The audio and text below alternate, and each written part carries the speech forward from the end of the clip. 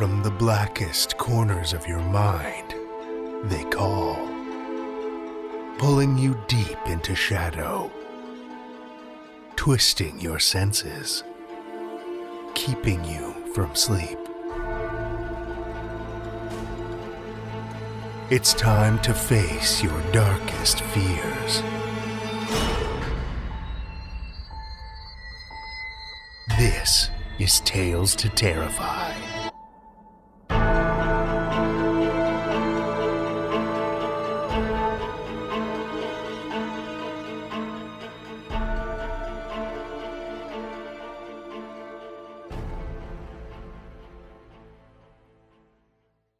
Good evening, children of the night, and welcome. We're entering the final stretch of our flash fiction contest. If you've been waiting until the last possible minute to get your story in, that time is fast approaching. You've got a little over a week to send us your terrifying tale. If you need a refresher, visit talestoterrify.com/flashcontest, where you can get another look at your muse and find all the details you need to submit. The deadline for entries is midnight, February 28th. So time to get scribbling. We've got one final week of staycation this week, but I promise we'll be headed back on the road soon. For tonight, though, we're going to dive straight into our fiction. We have a double feature for you this evening, children of the night. 2 stories from the diabolically disturbing mind of Christi Nogle. Christi Nogle is a member of the Horror Writers Association and Codex Writers Group. She teaches college composition and lives in Boise, Idaho, with her partner Jim and their dogs and cats. You can read her most recent and upcoming stories at Vastarian, Synth, an anthology of dark science fiction, and Flame Tree Publishing's American Gothic anthology. You can read more of her work at christinogle.com or follow her on Twitter at Christi Nogle. Links are in the show notes. Children of the night, join me for Christi Nogle's Portrait of Basil Hallward, a Tales to Terrify original.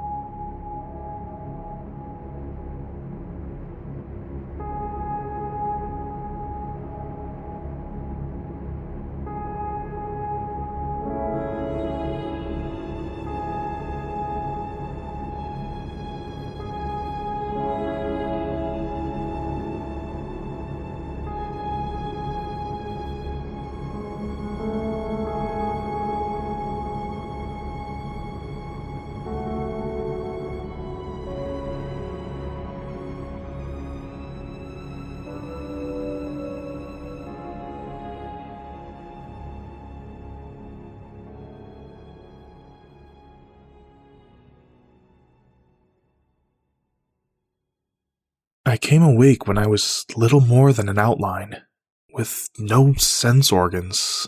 Still, I could sense Basil near me, the pressure from his breath and his brush, the lightest touch of his smallest finger. I loved him even then, I think. I came to myself slowly in layers. Fat over lean, I heard Basil thinking, reminding himself of some long-ago edict. Fat over lean. The thin, dark washes of cyan and cobalt built up to thicker, paler dabs of gold and rose. Basil's broad, violent gestures gave way to careful, controlled motions.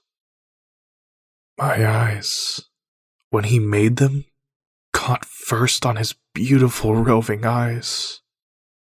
They were hazel, pure green at the center bleeding into tawny speckled brown, the skin around them lined and bruised with lack of sleep.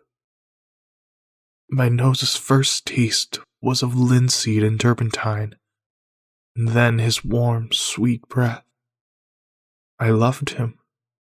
I was sure by then. My mouth he created in loving strokes. He called it in his mind rosy, bright, and young, pink, delicious. He remembered the taste of salt, cream, and honey on his tongue, and I anticipated the same flavors on mine. Yes, my tongue! I felt it growing there behind the painted shut lips, a tongue ready to do so much but still caged. For now, its very being was enough. A miracle, in fact. I began to taste slick teeth and the bony ridge of a palate. Soft, he thought. Sweet. His own mouth came an inch from mine as he worked on something above my face. My hair. He thought it thick and crisp gold. It was almost a taste. He touched me again with his breath. My beloved's breath was sweet with all its animal warmth and its accents of oregano, mint, pepper, basil.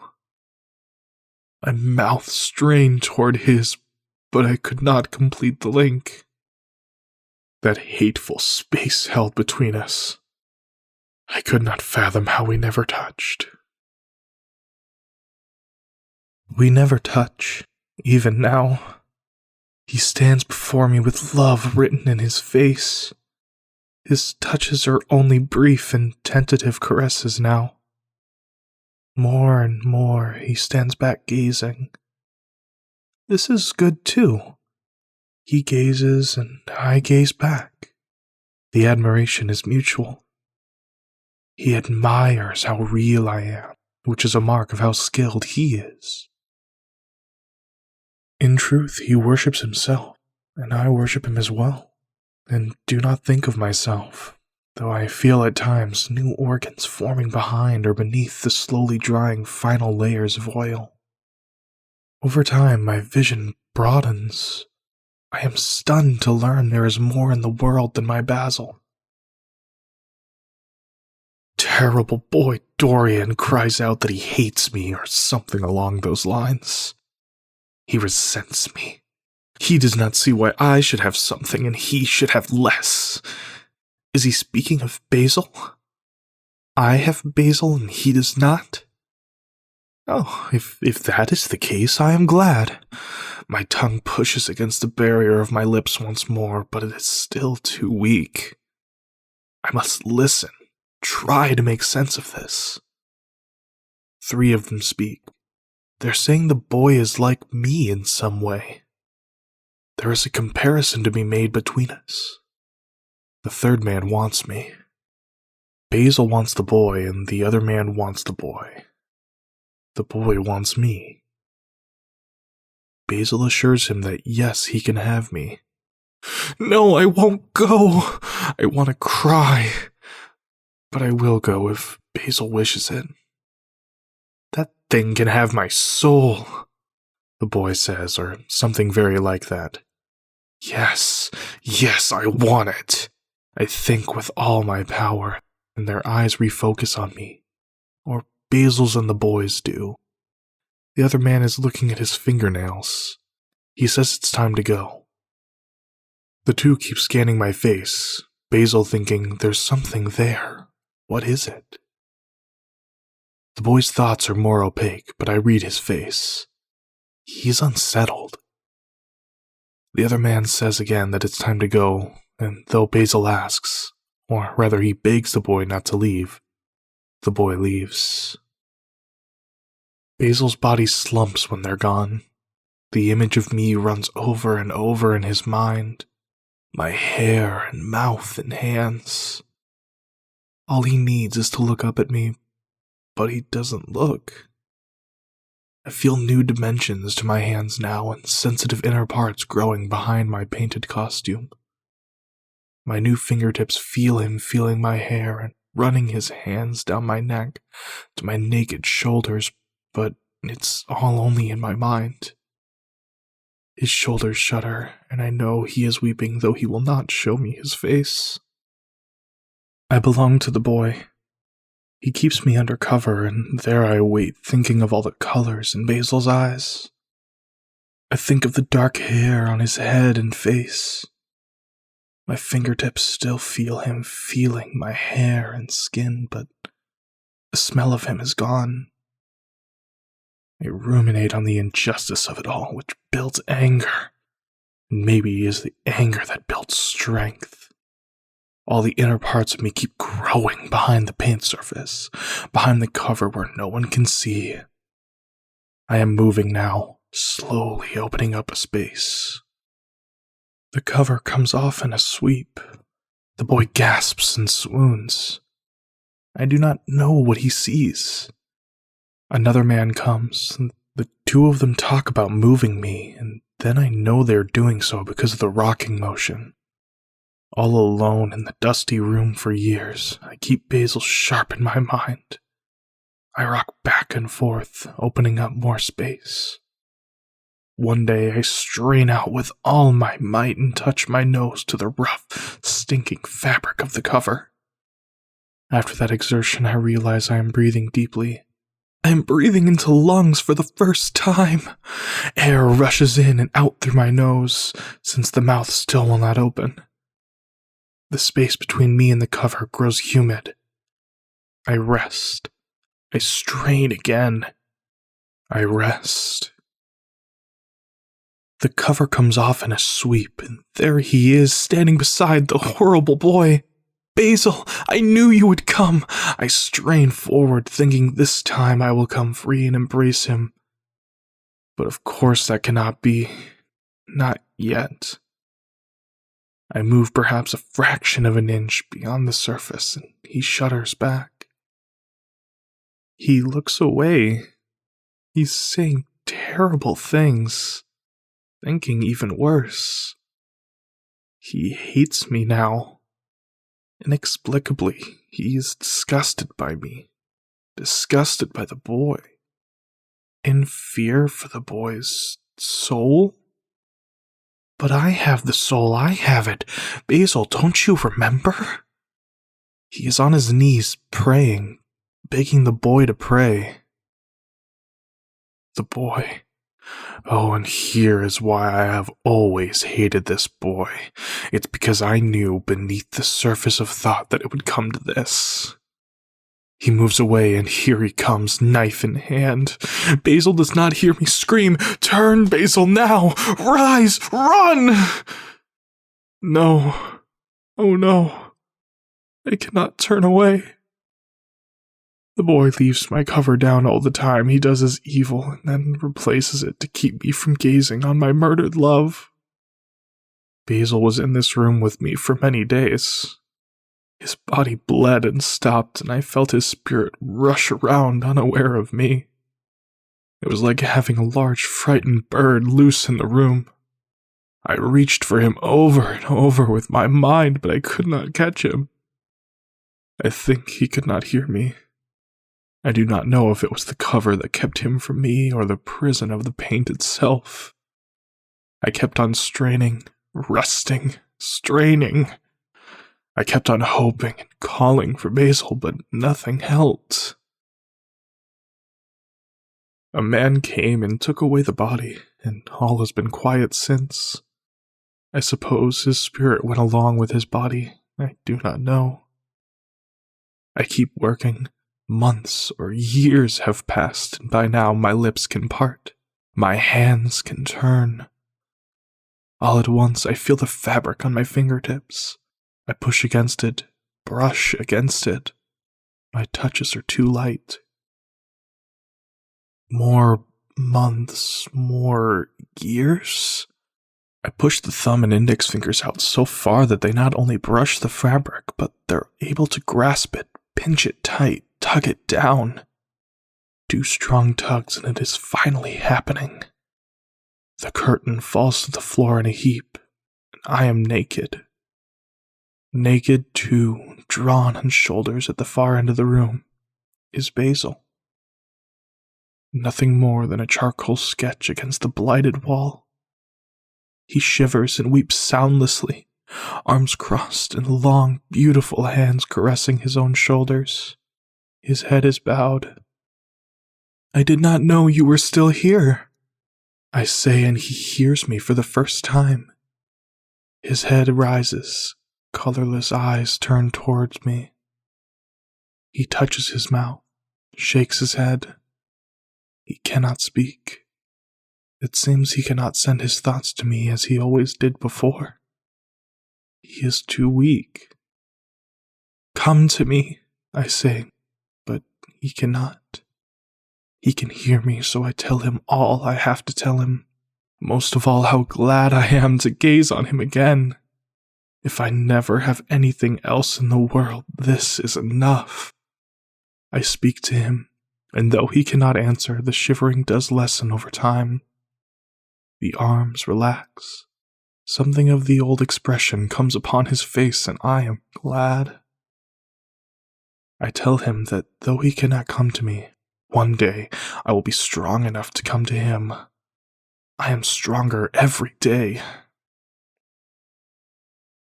The boy will rush into this room again sometime and look on me in horror. He will reach for the blade he used on Basil. He will try to use it on me, but he will not succeed. My hands. You see now, Basil? My hands are free. I will take the blade from him, turn it on him. You do not think I can do it? Basil smiles, shakes his head. I can do it. And do you want to know what will happen then? I want to say that I will come to him then. I will have the strength to break out of the layers of hard-aged oil and stride across the room, and then what will happen? Will I carry Basil out of this terrible house? How can I separate him from the shadow that holds him? My fantasy makes no sense, but he watches, eyes wide, hoping for something, longing to hear that we are not doomed, even now when everything seems so bad. And then suddenly an inspiration comes, and I think that it is true. I think this is what will happen. I will come free. Once vengeance is done, I will step free. It will be a miracle, but it will happen. I will kneel on the floor beside your murderer and lay these hands into his blood.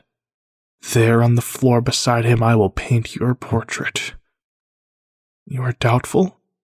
Only because you do not know how much I learned from you. I will paint you right here. I know how to do it. And you will wish, and I will wish. Very hard we'll have to wish, harder than we've ever wished for anything before, that the painting of you can have your soul. And then you will strain like I have strained, only faster, harder. It will have to go fast. You'll strain yourself up off the floor, and you will still be weak, though not so weak as you are now. I will take you in my arms, and I will carry you out of here, I promise. Do you hear me? I promise. I stare at my love as I always do. I try to read his face. Perhaps he should not dare to, but I think he does. I think he believes. My eyes have blinked before, though not so strongly as they blink right now. Tears flow from them for the first time, and I think that I have never felt so clean.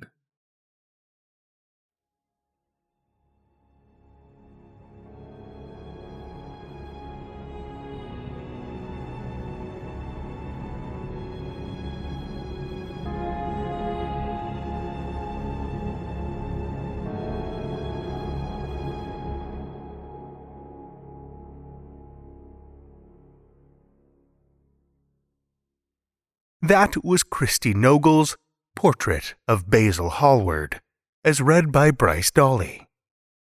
Bryce Dahle is new to voiceovers and voice acting, and is excited to jump into it. If you'd like him to record anything for you, he can be found at fiverr.com/awkwardmammal. Thank you, Bryce. Up next, part 2 of our double feature of frightful fiction from Christi Nogle.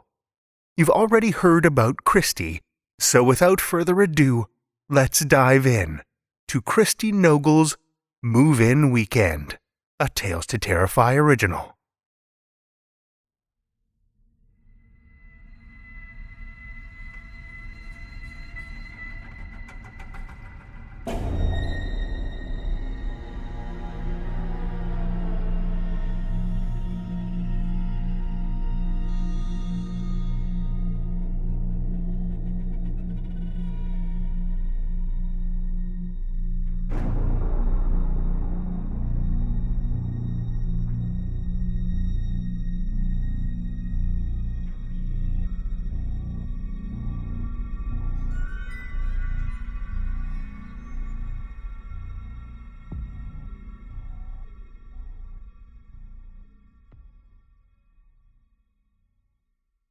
Mommy died in 60, and life has been happy for me and Daddy ever since.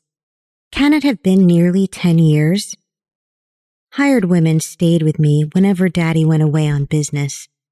He wasn't ever home all that much, but he was always back for Christmas bearing gifts from all around the world.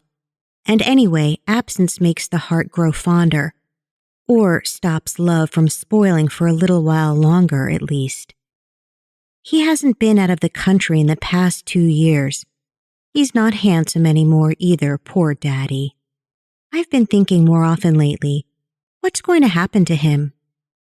There are still so many arrangements he needs to make before I'm settled at college. He has to check on my tuition and help me shop. He needs to help me unpack and make sure the movers didn't break any of my things. And of course, he needs to drive me and Princess to the apartment tomorrow. He has to worry about the cost of the apartment too, but he knows I couldn't bear to live in a dormitory without Princess close by. On the way there, I think I'll change my mind about having a car. I'll start to wonder whether it would be such a bad idea after all. Parking will be an expense, but on the other hand, I'll be able to shop. I won't have to call him for every little thing, and I can take Princess to the beach. Daddy worries about her.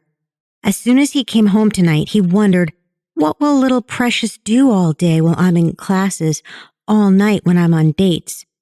Oh, do you really think I'll be asked on any dates, Daddy? He only looks away. He always used to praise my face, but now that I'm grown, it's too much for him. Like looking at the sun, it hurts him. He says, maybe Princess ought to stay at home after all. I'll be lonely enough without you. Daddy worries too much. Some people like to worry, like to suffer. Oh, but I'll be too lonely without you, I say. I pout. Princess wriggles at my feet, and I take her up in my arms, stroke the fawn-colored fluff on her foxy little head. I could crush her in my hands right here and now. I'd like to.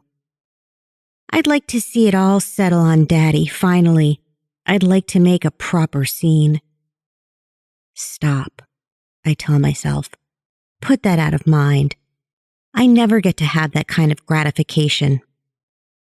Funny, other people get to gratify themselves over and over, every day, and sometimes all day. They gorge themselves with whatever they want, whether it's warm kisses or food, cigarettes, sex, liquor. Speaking of, he's looking at the bar cart again. I'm so sorry I forgot to ask, Daddy, I say. Would you like a drink? I don't wait for an answer. I settle Princess on her pillow and rush to fix his drink. I'm Mommy in these moments. Well-dressed and shapely, graceful and gracious, a perfect hostess. I take my time putting ice in the glass, measure out everything just as slowly and carefully as if it were a science experiment. My face is beautiful in concentration, and at this distance, safe for Daddy to watch. Mommy died in 60, but her image lives on in me. That's all right. Her image was all she had anyway. It's certainly all she cared about. I was rotten through and through, but after all, I had all those strawberry gold curls. I wore those ridiculous dresses with the fluffy crinolines and sat on a blanket in the grass so she could watch me from the window. I haven't thought of that in years. The neighbor at that awful apartment building, what was his name? Sam? He used to come out and bother me while I played. Why'd she let him do that? Daddy smokes and sips his drink. He doesn't try to talk, so I turn on the television. I take Princess to my room so she can watch me get ready for one last night with the girls. I sit down at the vanity, but there's nothing that needs doing. My bob is perfect, my green turtleneck snug enough to flatter, but still sophisticated. There's a '66 Mustang in a used car lot that will pass on the way to college. Convertible, burgundy. I feel like it's going to set me off well. I sit at the vanity, watching my face as I see the car. Surprise, delight, a quiet, "Oh, Daddy, did you see that?" It'll be on his side. He'll look at me, and I'll be looking back at it. We'll be passing it, but we will make a U-turn. Some people like to suffer. Mommy always did. Mary and Joan, my best friends, they like to suffer. We're going to a movie tonight, but before that, we sit drinking milkshakes. We all look so very pretty at the high bistro table, and all of us notice the other patrons approving of us. Joan drones on and on about her sister's wedding. She's so jealous of that sister, I'm amazed she can still breathe. Mary drones and drones about her mother's ill health. I think how uncalled for all of this is. We're supposed to be celebrating something. The end of childhood, I suppose. And I only said I'd come because I thought it would be a good time. While I smile and nod, I think of breaking the rim of my milkshake glass on the table and screwing the shattered glass into Mary's face. The wet vanilla dregs dripping pink with her blood. Why don't we ever talk about my mommy, Mary? Would you like to do that? I see the actions over and over while Mary speaks. The pills in Mommy's hand and the quick dash of the thick glass against the Formica table, the pressing and screwing motion. I feel it in my hands. I feel it in my back. I taste Mommy's lime and grenadine in my throat. Fantasies like this are the closest I get to suffering. Something has to relieve them. I have to have gratification, and then I'll be happy again. I fix things when they're wrong instead of bawling about them. That's the difference between me and other people. We're about to be late, says Joan with a gesture toward her wristwatch. We hurriedly pay and cross the street, get our tickets to Beyond the Valley of the Dolls at our filthy little hometown theater. We go in late, giggling apologies to the people we step over. Everyone admires us as we go, thinking it's strange that girls like us are not in the city on dates tonight. The truth is, we all had to turn down dates so we could have this last time together. I notice, as we are finding our seats, how Joan touches Mary's arm and back. Neither of them ever touch me like that. And as the stupid movie plays, that's all I can think about. I only seem to be laughing along with the silly movie. Really, I'm watching a private movie of my own, a much sharper and funnier one. Mary goes to the ladies' room an hour into the show. I follow her. In my movie, I see her blood dripping down the side of a broken porcelain sink and pooling onto the tile. But no, I do not follow her. She gets back in her seat, finishes her popcorn. Joan gives her a ride home. She'd have given me a ride too, but the night's so nice I want to walk. I take my time putting on my gloves as we say goodnight so that Joan and Mary won't have to be awkward, deciding whether or not to give me a goodbye hug. I stop across the street for a bottle of Coke and take a turn into an alley, and a few moments later, I'm strolling down the street towards home. Mary gets home in one piece. That's how much I restrain myself every hour of every day. My new apartment's front windows look out onto the courtyard, very pretty with its bougainvillea on the balconies, its Mexican tile, and its little kidney-shaped pool. But the kitchen window looks out onto the side street where my new baby is parked. I walk over to the sink to look down at it every 5 minutes, and Daddy is proud again each time I do. I open the lightest box, and inside is the pink hat box. Daddy says, "I don't know why you'd bring that." "It was Bee's, don't you remember?" "Dear Aunt Bee, Mommy's older sister and only friend. We all used to go ice skating together. Only that one time, yes, that one time Mommy was sick and stayed home. I laugh a little remembering it. After her accident, I got Bee's hat box with her best hat in it. I still remember that accident, and later, Mommy in a fever destroying that beautiful hat.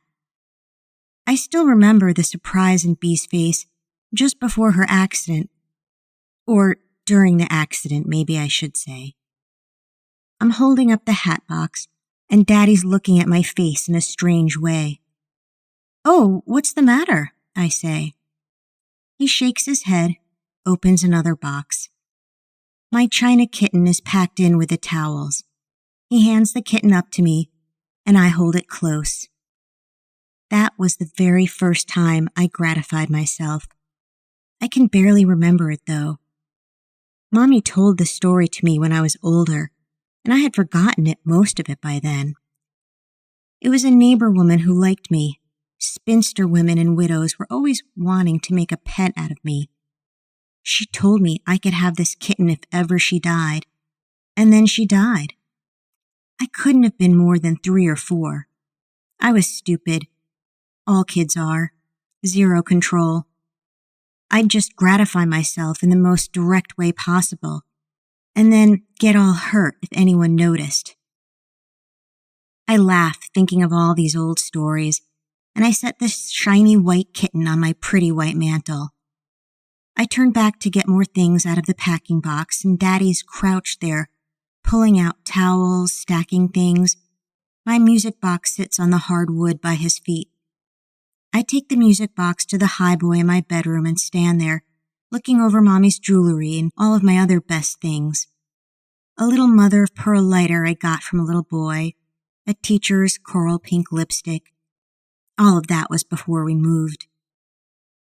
I can't remember the teacher or the little boy's names, but suddenly I laugh because I remember the upstairs neighbor's name. Not Sam, but Simon.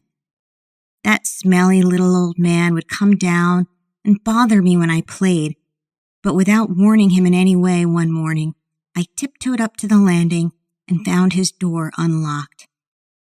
How stupid he looked sleeping his drunk sleep, mouth wide open like that.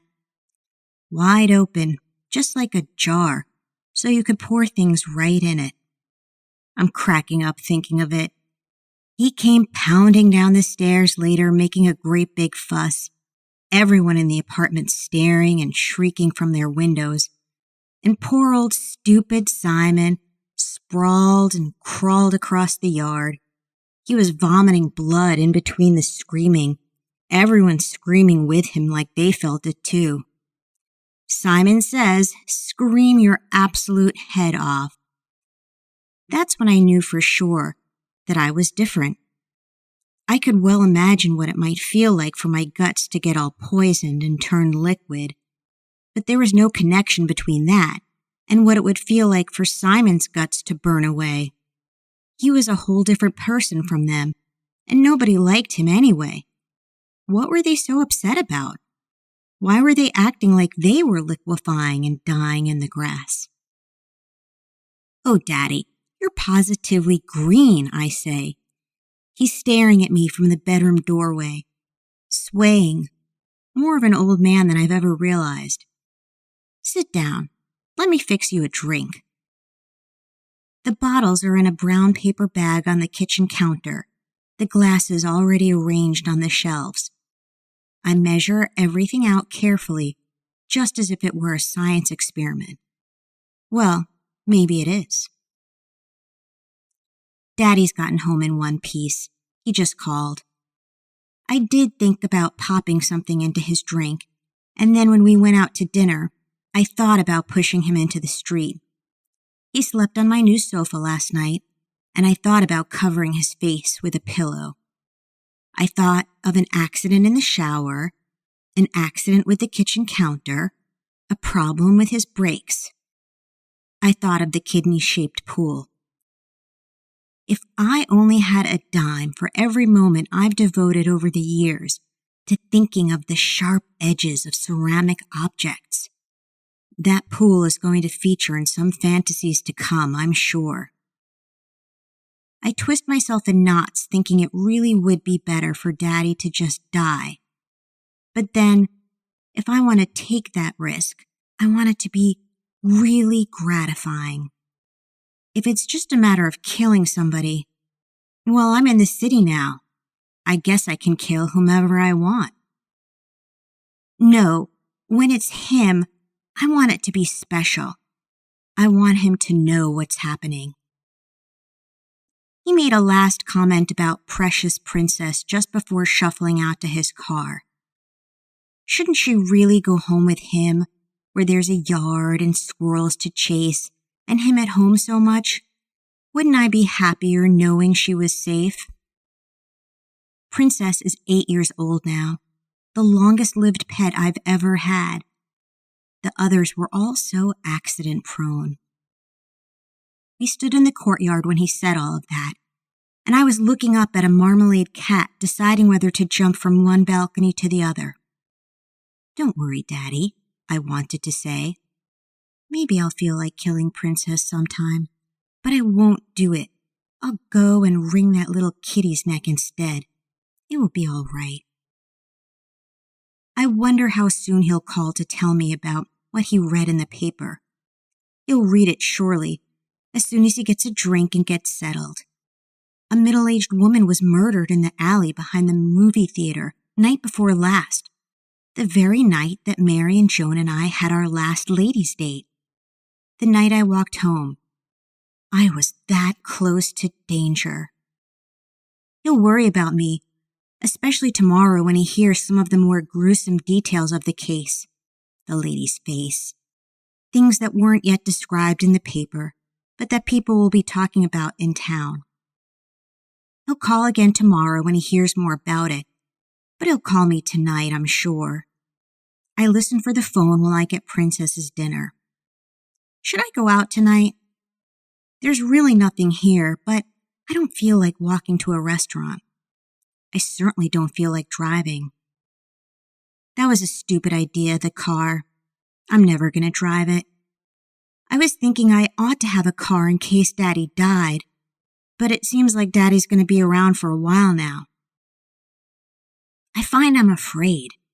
I hate this feeling.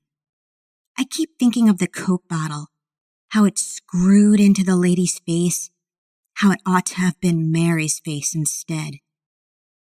Precious stares up at me. That would have been 1,000 times more gratifying, wouldn't it? I say. She takes 2 slow steps back when I reach for her. I can't go out. I need to be here for Daddy's call, and so I lie back on the sofa, looking through the pile of textbooks we bought yesterday, and decide I'm not going to like college all that much. The new college clothes are nice anyway. They're hanging already, but I rearrange them. I eat from a tube of saltines. 9 o'clock, and it dawns on me. Daddy's not calling. He's finished the paper, and yet he is not calling to tell me about it. And that can mean only one thing. He knows, just like Mommy knew. Princess licks the back of my hand now. She smells my anger, doesn't she? I get up and set my hair. I haven't worn curls for a while, but I think how they'll look with a scarf and sunglasses when I'm driving around town tomorrow. I'm going to be driving a lot after all, and so I just need the right look for it. Daddy knows, and he wanted free of me, didn't he? He thinks he's safe now that I'm out on my own. He's worried about himself all this time, all these years, and now he thinks he's safe. But I never killed Mommy. She drove herself crazy thinking I would, but I never touched a hair on my sweetest, prettiest Mommy's tender little head. She did it all by herself. I sit at my new vanity, in new satin pajamas, curlers in my hair. Suddenly, the lights go out. Out the window, lights are off across the way. On a nearby roof, the black silhouette of a cat stands tall against gray city sky. Suffering. That's what I've been doing tonight. And for how long? Dry lightning cracks in the distance. Heat lightning. Princess is smart. She's made herself scarce. I rise to the highboy and pull on my driving gloves. There's something I need to do tonight.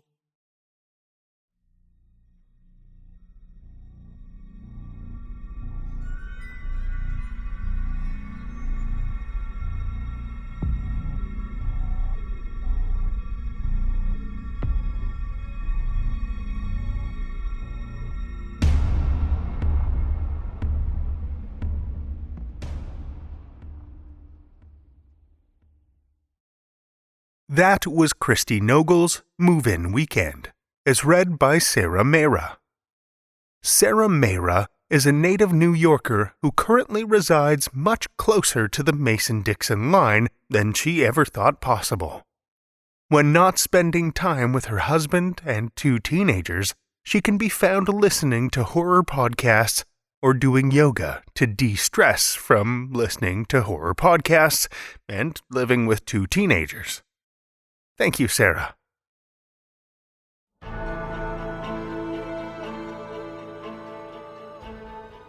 Well, children of the night, the hour is late, and we've run out of tales to tell. For now. Tales to Terrify is made possible by the tremendous generosity of our supporters on Patreon and PayPal. If you're not a supporter already, head over to patreon.com/talestoterrify, where you'll find all kinds of perks, from ad-free episodes and bonus content to shoutouts and merch packs. Every dollar helps, and we appreciate it so much. Want another way to support the show that doesn't cost a cent? Head over to Stitcher or Apple Podcasts and leave us a 5-star review. You'll not only put a smile on our faces, but help new listeners discover our terrifying tales. You can share your love of the show out in the world, too, with some Tales to Terrify merch. TalesToTerrify.com/merch will shoot you over to our TeePublic store, where we've got a great collection of creepy, custom, and curated designs that's always growing, so check back often.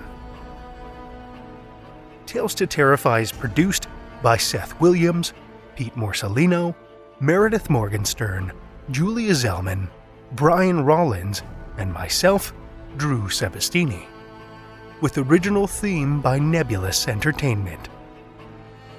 Tales to Terrify is distributed under a Creative Commons Attribution, Non-Commercial, No Derivatives license. Join us again next week as we exhume the skeletons in the closet with more Tales to Terrify.